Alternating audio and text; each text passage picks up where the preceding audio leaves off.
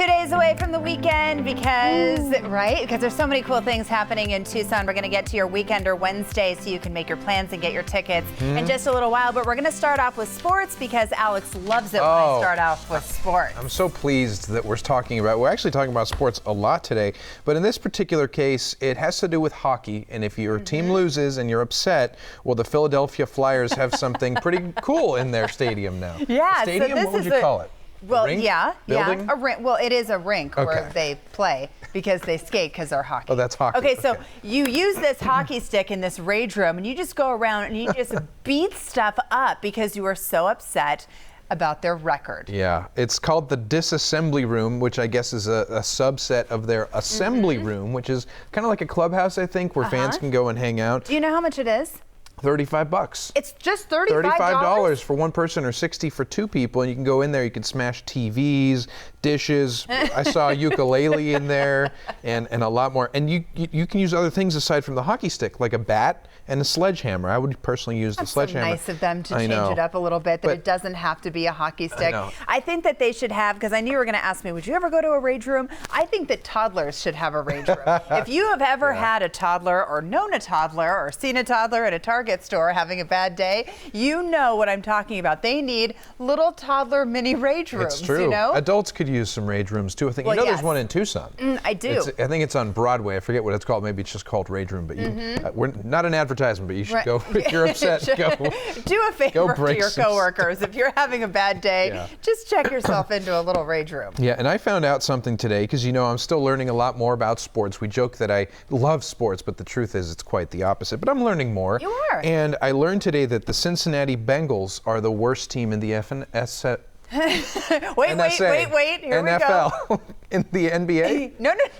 You added it. It was the second NFL. shot. That was really good. It's the NFL. It's the National Football League. Oh, yes, okay. I can't even fake it. I feel very sorry for Bengals fans. By the way, I think they have some of the best uniforms. The Browns, probably the worst uniforms. Seahawks some days. Anyway, so basically, getting off on a tangent. So basically, they lose all the time. But this man has decided to dedicate himself to this tent until they start winning, because he is an ultimate fan. So he owns a restaurant, and this tent's going to be on the roof of his restaurant. And what did his wife say about him? That he's nuts. Well, wouldn't you know it? His wife says he's nuts crazy. If you're a fan, especially of a football team that hasn't done well in forever. I mean, put it this way. So the Arizona Cardinals actually played the Cincinnati Bengals over the weekend. And we won. And they were 1-1 and 1. No, 1-0-1-1, because the NFL does ties now, which is totally stupid, by the way.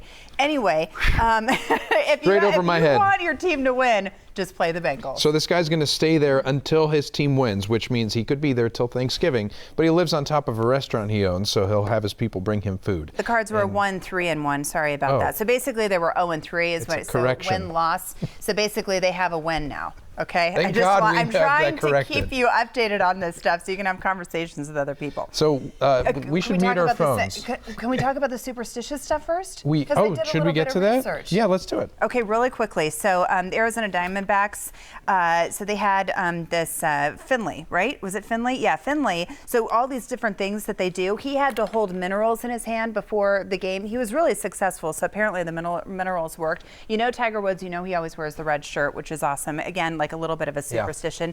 Steve Nash licks his fingers. He played for the Phoenix Suns before he did the basketball, the free throws or whatever. And then what was my favorite one in here? Oh, Waugh, and I'm forgetting his first name, but he played for the Avalanche hockey team. He used to talk to the goalpost, have full-on conversations with the goalpost before they played their games at night and then sometimes during the game. And he was amazing. That's what I think about those people. But it makes you like it anymore. Okay, go ahead. Let's talk about your phone. Really quick, let's talk about Wendy Williams, because she freaked out at an audience member because they were doing a recording, and I guess that some phone went off, and she told the audience member to get out. And I don't know if we have that video queued up, but let's hear it. On the audience member. So I'm sure Jen gets it. And you know what? She probably didn't. Somebody phone on? Yeah. Get out. Get out. Turn that phone off now. Sir, ma'am, whoever you are. Just please.